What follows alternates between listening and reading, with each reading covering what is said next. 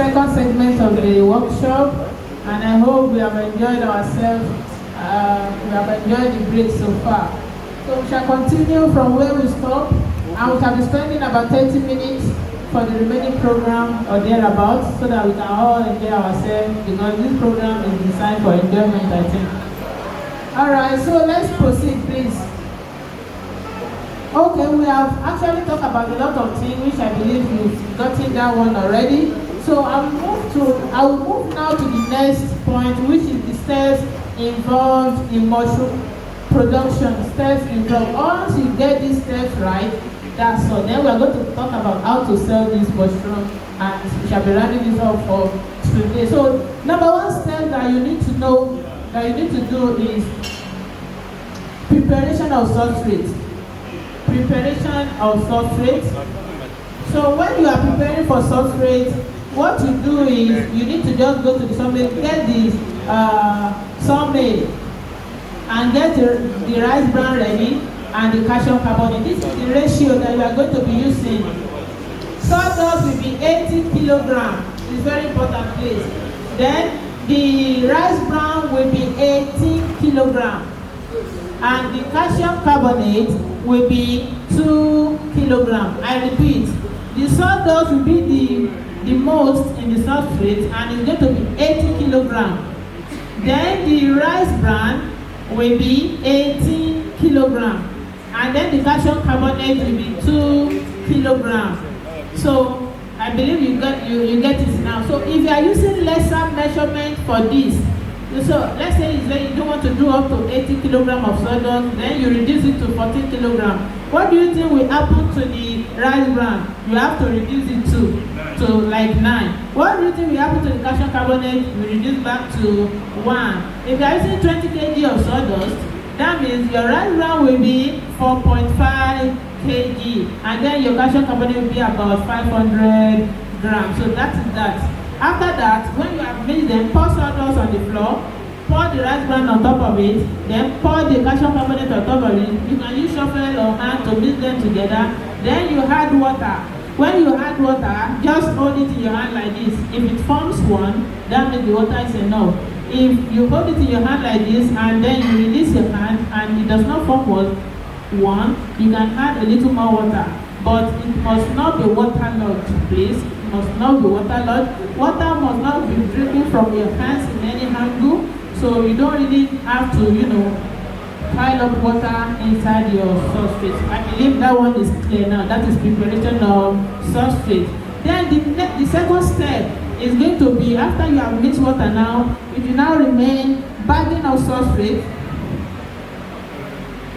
Where you take your ice block nylon, then you fill the sawdust that you have mixed on the floor, you fill them into one of these bags. You can ask someone to do this for you, whether it be the daughter in the house, the son in the house, whatever, or your worker, whatever. So they will do that for you. They will bag everything inside this nylon. This is where your scale comes into play. You can bag in 2 kg. It will be about to full this bag. That's 2 kg. This is 1.5 kg. And you can also bag 1 kg. The only thing there is that the bigger the bag, the longer time it will float. The smaller the bag, the smaller time it will float. I believe you got that now. That is bagging of substrate. So when we bag, we tie the mouth, we put aside. We bag, we tie the mouth, we put aside. So after that is bagging. We now move to the pasteurization stage. This is when your gas and gas burner come into play, or your firewood setup.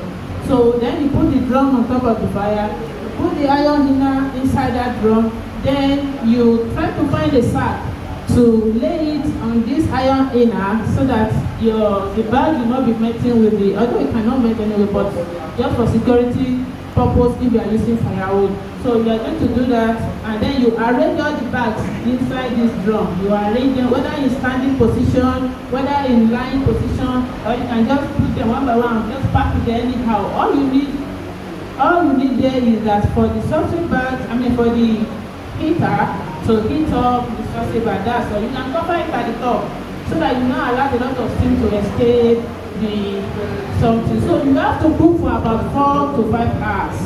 4 to 5 hours. Even when you are touching the drum, you see that it's very hot. So so that is when you off your gas. So then what the gas in your go to ìyẹn pasteurization ti parí nìyẹn. Tó wá ti wá tutù, that is when what will take us to the next stage, which is inoculation. Mo ti sọ mẹ́rin bẹ́ẹ̀ yẹn o, preparation of sawdust, bagging of sawdust, pasteurization, and then inoculation. Now you remember the other time we said inoculation is when we put this seed inside this substrate bag. So I'm fi seed sínú bí bàtà wọn fẹ́ ṣe lé ibẹ̀ láti ní the spirit clamp wa as a beginner. Then we will need the rubber cover, we will need methylated spirit, we will need the cotton wool. Ajá cotton wool you have to see the methylated spirit. We will have to clean our this thing. But there's no time. So we have to clean our this thing with cotton wool that is in the spirit yẹn láti clean gbogbo ara ẹ̀. Ìgbà yẹn la máa wá ṣí. Ìgbà yẹn la tó máa ṣí kìíní. Bọ̀ ká tó ṣí náà a lè kọ́ papọ̀. Ká kọ́ papọ̀ dáadáa báyìí. You have to ká kọ́ gbogbo eléyìí tó lé níbẹ̀. So tá bá ti ṣe yẹn tán, we will just take our spoon. I have a spoon here but I can't find it again. So iná a máa tàn. Spirit la máa dà sínú ẹ̀ o. Tàbí ethanol. Àwọn yẹn ni ò ní fún wa ní èéfín. So mama jẹ́ kí ṣíbí yẹn dúdú. So a kàn máa flame spoon yẹn báyìí. You open the spoon and you open the substrate bag. Tá a ti sè yẹn tó ti tutù. So a máa ṣí ẹnu eléyìí. A máa bu ṣíbí kìíní, a fi sí ẹ̀gbẹ́ ẹ̀. A bu ṣíbí kejì, a fi sí ẹ̀gbẹ́ yòókù. Ìyẹn parí nìyẹn. We put the rubber cover inside like this.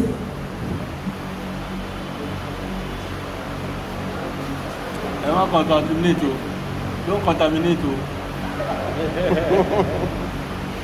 We put the rubber cover like this. Can you see like that? We make it firm. Then we put what? We spread out the nylon. Can you see like that?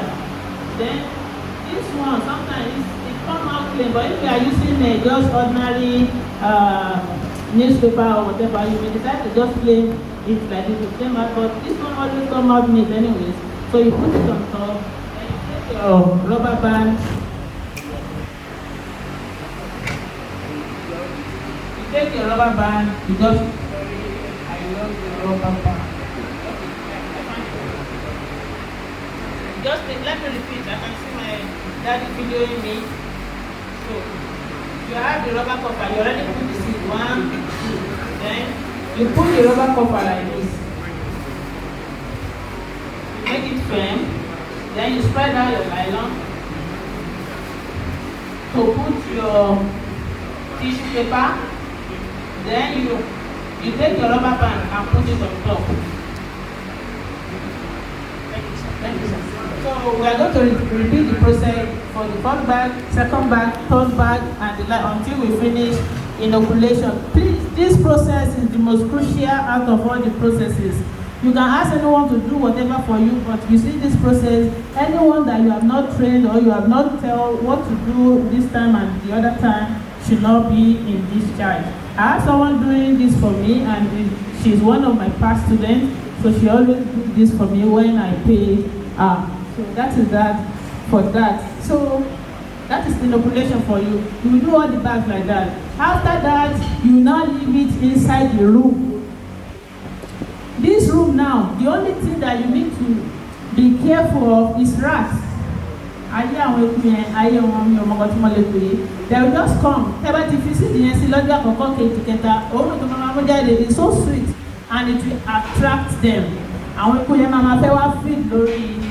Spawn them to So if you can protect rats from entering that room for 10 days or about 15 days, so they could really attack him because no one really damage me or one job with nylon and one back so they could not need a follow one there. So after that,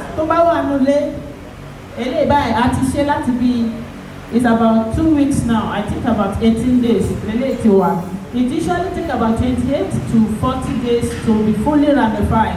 So but you are ramified on in lower quickness stage, which is wetting.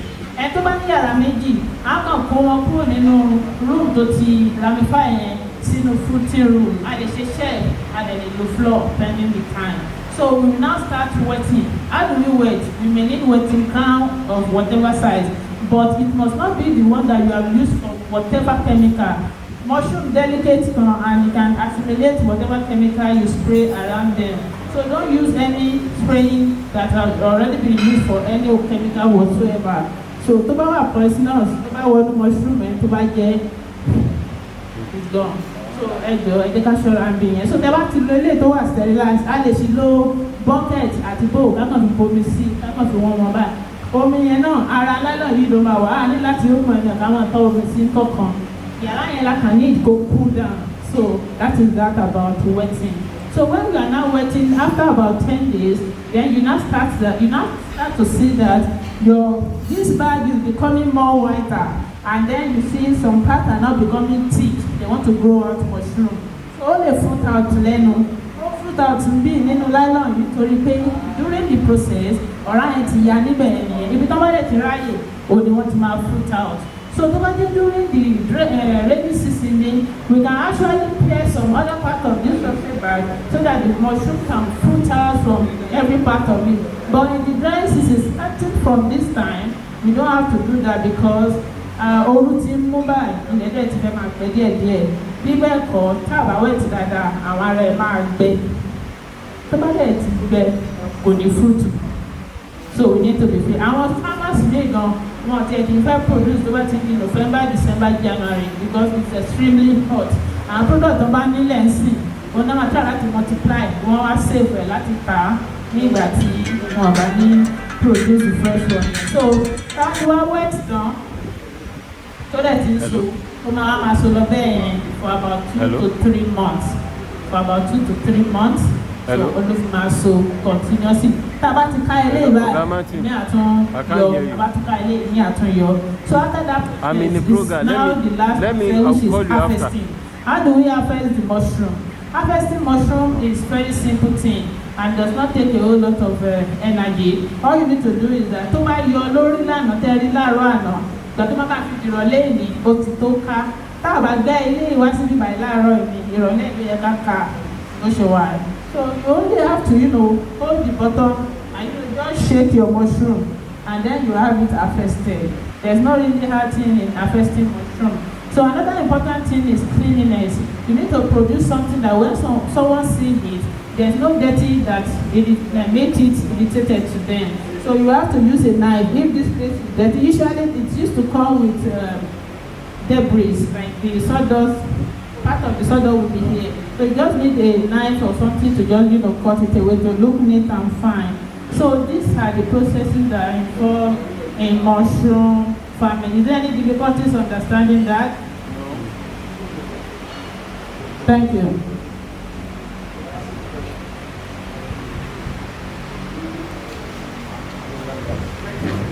Thank you. Because the size of the bag, we talked about bag. Small bag, does the size affect the size of the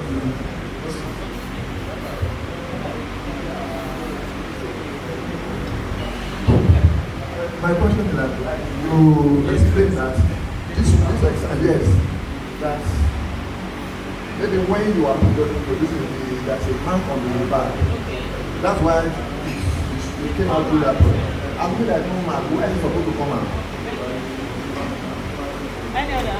Okay, so my first buddy asked that the size of the bags, does it affect the size of the mushroom? No, and capital no. The only thing that the size of the bag does is that if it's big, then when they start fruiting, they will fruit for longer time. We have a bag that fruit for about 6 months, but that would be about a very big 5 kg bag. So if you bag this one to 2 kg, full this one, it will fruit about 3 months.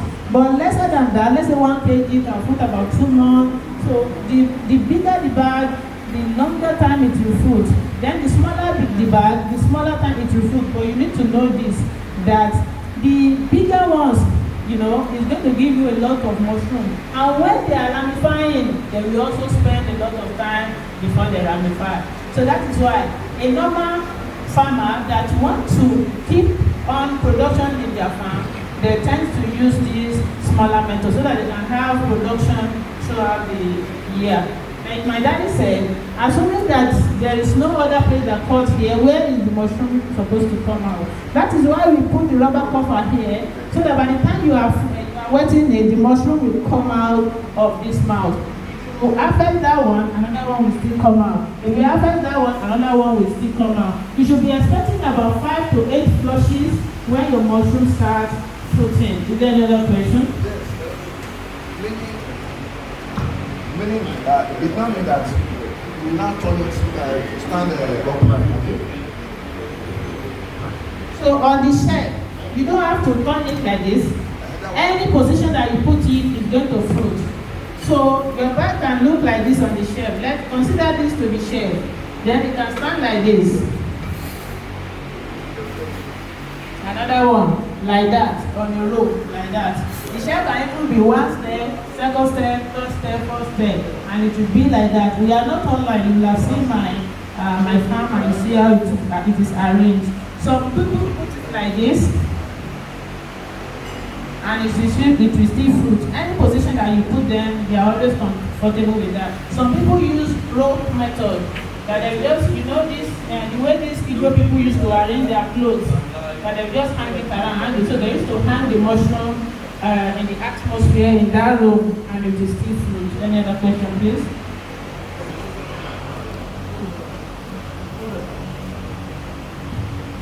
Well done.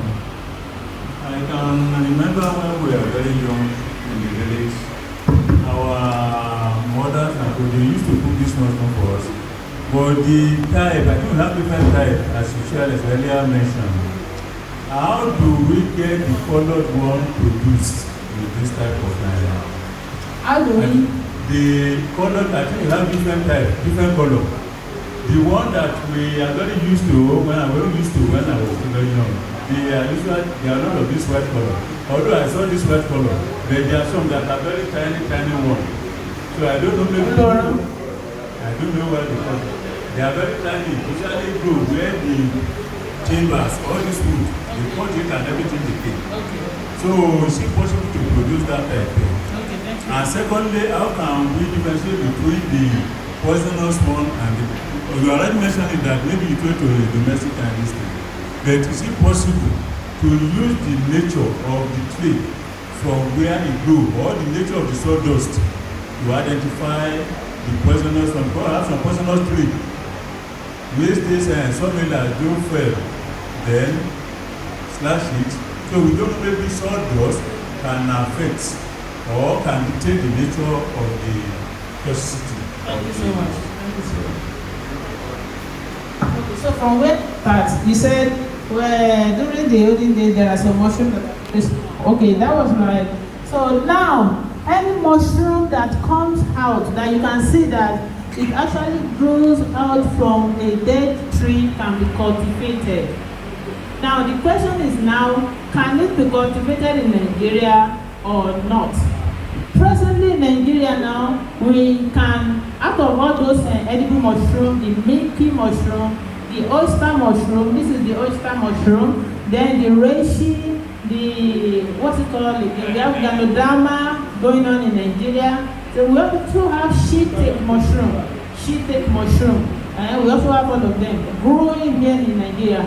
But the common one that you can find their seed readily available is this oyster mushroom. This oyster mushroom now has white, it has blue, it has black, it has pink, it has a gray color. So it depends on which color that you want, that you ask the sperm producer to supply you. That is that about that. I want to remember the second question. About the nature of the sawdust. Thank you so much. Yeah, there are some wood that are poisonous. Yes, but when you get to sawmill, you will agree with me that you are not going to pack a one type of sawdust from a particular tree. It's not possible. In some way, they have a whole lot of work, different trees coming together on that way. So that is why when you pack, is another important one, you have to go through the process of that pasteurization. So when you do that pasteurization, there's nothing going to happen to your mushroom to be poisonous. Then the last question says, what is the difference, or how can we identify the poisonous mushroom and the edible mushroom? Well, like I said before, that identifying that is of two ways. It's either we throw it to our local animals for them to eat and wash them, or we can use a advanced